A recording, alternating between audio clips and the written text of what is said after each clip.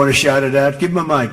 How about giving him a mic? You shout it out. Mr. President, your operation in Venezuela has been lauded as a military success, and yet the Iran war seems to be a strategic dead end for you. Why are you apparently unable to end the Iran war? So I think we're doing just the opposite. The Iran war has been a tremendous military success.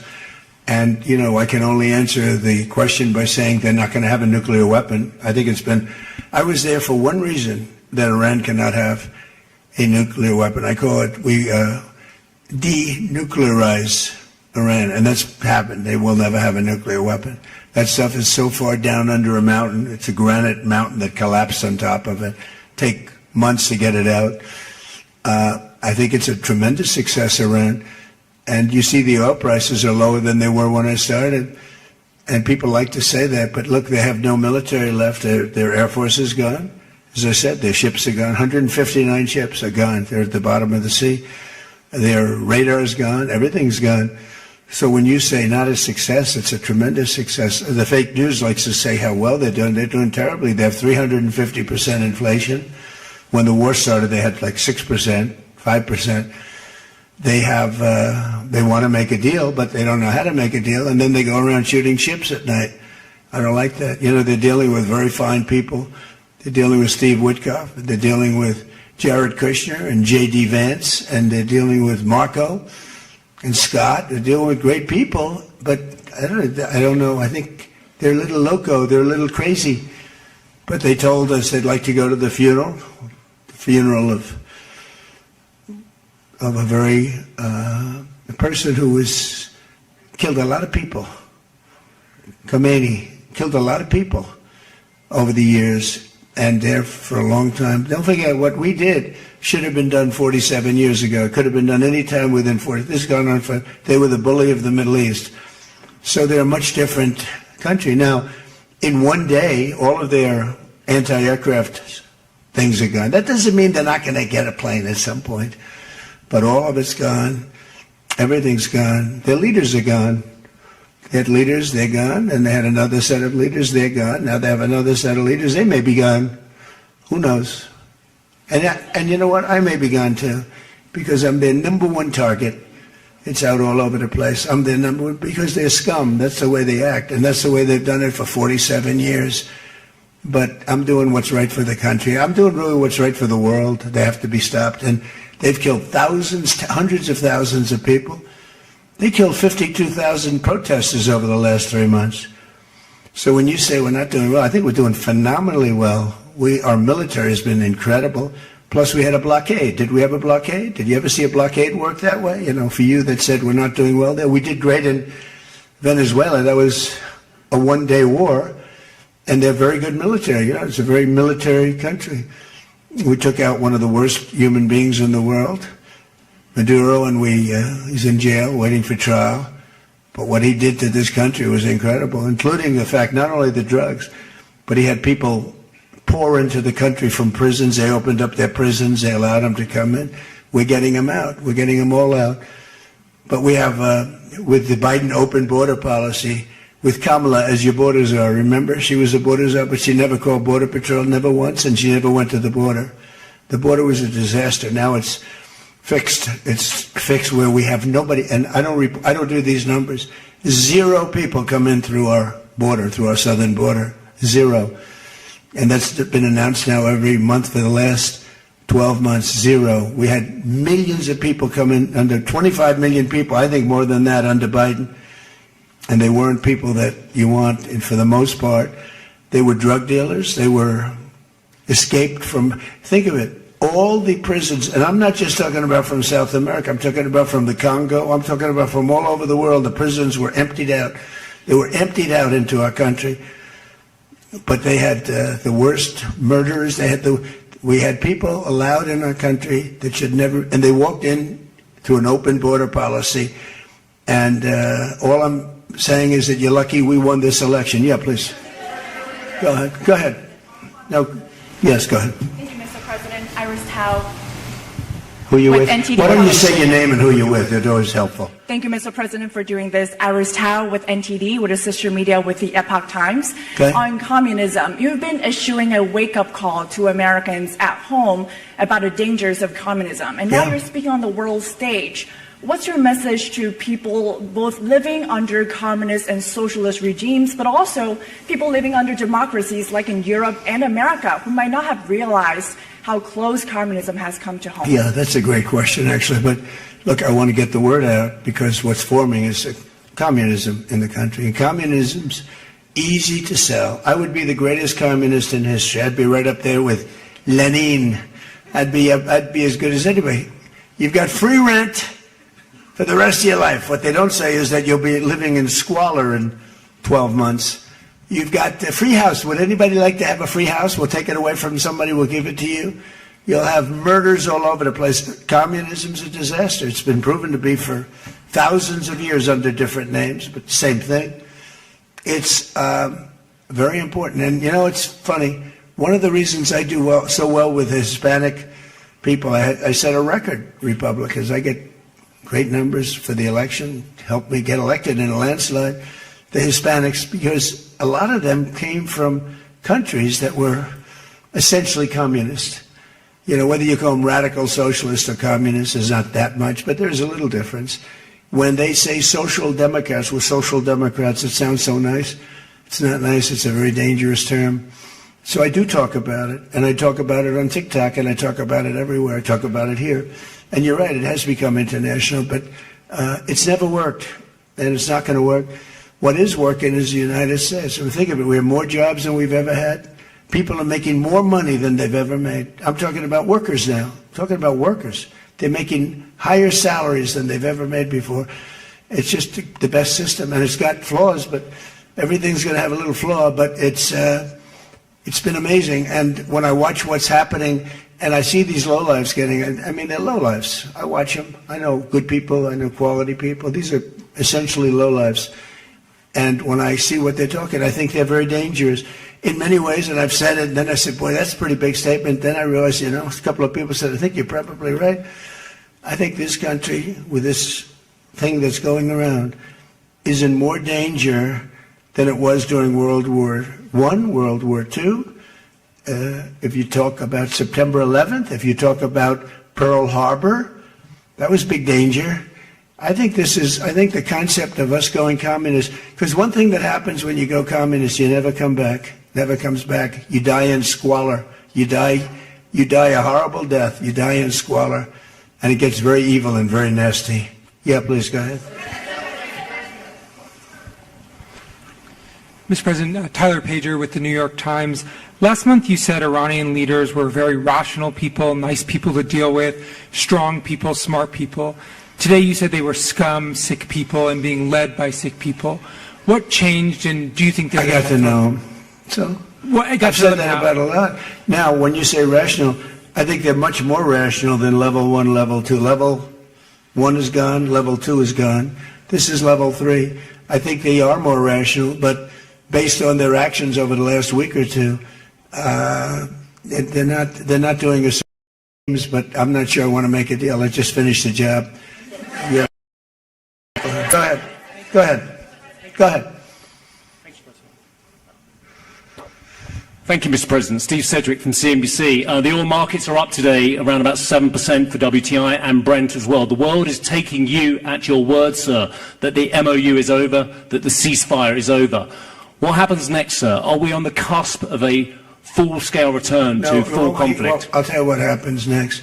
We're never going to see Iran have a nuclear weapon, because that's much more important than the numbers you're talking about.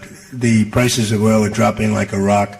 Now they'll be up a little bit, and this will end very quickly. We have an oil glut right now because we got all those boats out of the strait, and it's going to drop, and I've predicted everything. I've been right about everything, and I have been for a long time. I got to be president 3 times. That's how I won 3 elections. I did very well in the second one, won it. It was a rigged election, but I've been right, and oil's coming down. Now, I have to make sure of one thing, that we don't have lunatics having control over nuclear weapons. So we have that now. There's no way they have a nuclear weapon. We have cameras, as an example, on the site that those beautiful B-2s at 1 o'clock in the morning 10 months ago blew up. They blew it up. We have cameras, that's called Space Force, if they're in space. But we have cameras that can read the badge of the person going over to a site. Mohammed something. We say it's Mohammed something is there with shovels. Well, shovels won't get you there. The biggest machinery in the world probably won't get you there, if you want to know the truth. It's way, way below. But we're watching that, and if anybody goes there, they get blown up. So nobody's going to touch that. Eventually we'll take it. But what we do have is we have that. That's gone. If we wouldn't have had that, they would have had a nuclear weapon, and they would have wiped out Israel. If I weren't president, Israel wouldn't exist. And we did it 2 times. When the JCPOA, the Obama deal, when that was originally conceived, everything went to Iran. 1.7 billion in cash, hundreds of billions of dollars. They thought they could buy peace with these people. You can't do that. So the big thing we have is more important than anything we can talk about is you can't let lunatics have nuclear weapons, and we've stopped that. And that should have been stopped on a couple of other occasions too with different countries, but they didn't do that. Yeah, please.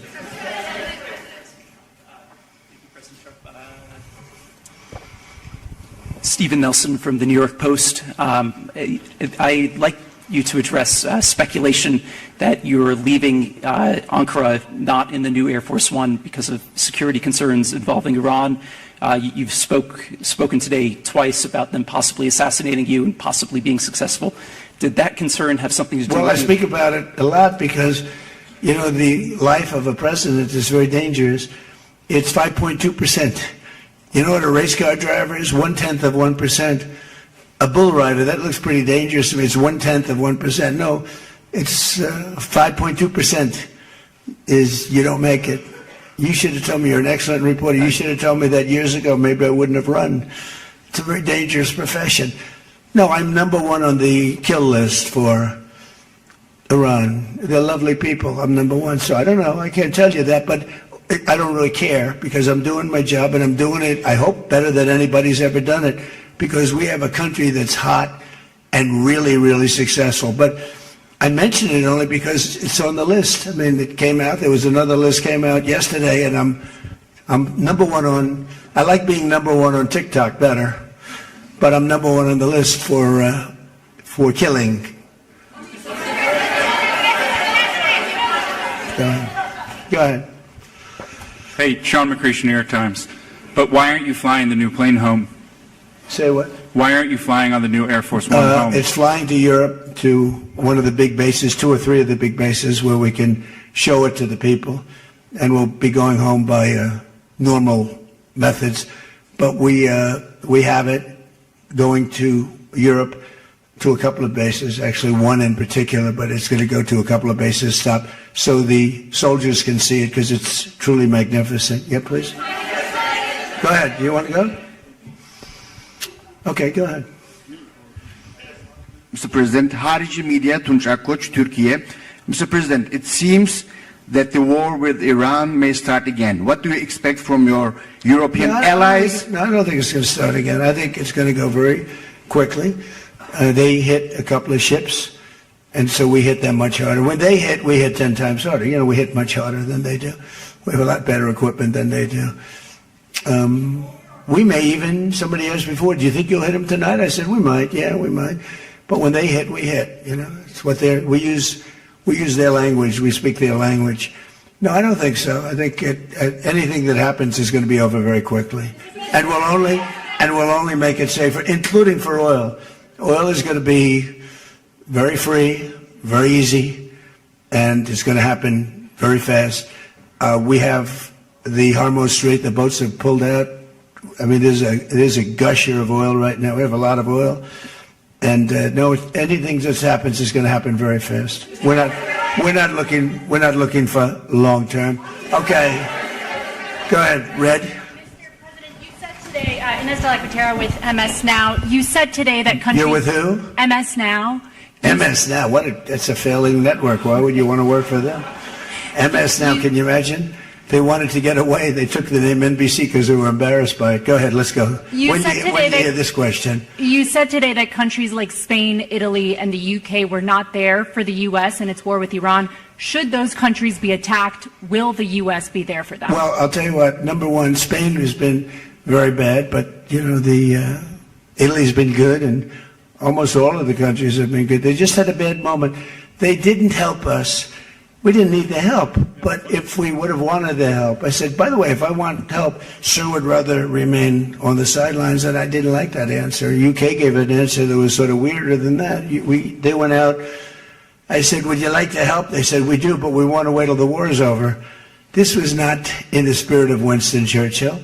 So, yeah, I mean, I'll tell you what, I can only say if there's one word that comes out of today, it's unification. I've never seen anything like it. Every one of those countries, they love us, they love each other. That was tremendous unification. It was a nice thing to say. It was a very fair question, too. Yeah. Green? Yeah, you're wearing green, right? Thank you, Mr. President. Eda Turul from Haber Global TV, Turkey. Mr. President, after your meeting with President Erdogan, can you tell us whether you and President Erdogan reach an understanding on Turkey's return to the F-35 program and the future of U.S.-Turkey defense cooperation? And do you believe U.S.-Turkey relations are entering a new chapter right now? Well, I had a great relationship in my first term. You remember Pastor Brunson, and he was put in jail for 35 years, and I called. He was an evangelical hero, actually, very good man. And I called President Erdogan, and he let him out. I didn't pay anything like Obama and Biden pay billions of dollars all the time. I never paid any for anybody. I just said, let him out. Let him out. But in this case, I didn't say it the second way. I said it the first way. I said, look, he's a good man. He's highly respected in the evangelical, and I'd like you to let him out. And he was in my office, in the Oval Office the following day, Pastor Brunson. I had a great relationship. When Sleepy Joe Biden got in, bad things happened with a lot of things between the border. Everything was bad. We were laughed at all over the world, and we had a very bad relationship with a lot of countries. I think Turkey was one of those countries.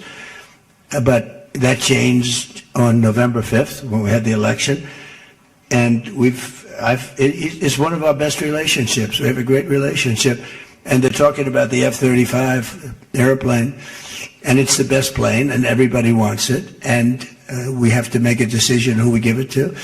I mean, my inclination, because he stayed out of, he's not a huge fan of Bibi, and he's not a huge fan of Israel, but he stayed out of that war. He could have gone into that war very easily, and he didn't. At my request, he stayed out of that war. He's been a very good ally. I mean, Marco could tell you we have a very strong relationship with Turkey. You know, it's a very big country. It's a very powerful militarily. It's the second most powerful country in NATO. It's a NATO country. So whether or not we do that, I haven't totally made up my mind. But my inclination is to say, look, he's done everything. He's helped us in so many different ways. And you know who else has been good to us? China. China never came into the war. They get 50% of their oil from Hormuz Strait. They never came into the war. They never said, I'm going to send a ship in 5 destroyers along each side of the ship. They never did. No, President Xi's been great. Everyone's been sort of great, to be honest. You know why? Because they respect our country again. They laughed at our country. They thought we were a bunch of fools. They saw a president that couldn't talk, he couldn't walk. He was a disaster. They lost respect for our country, but now they have more respect for our country than they've ever had before.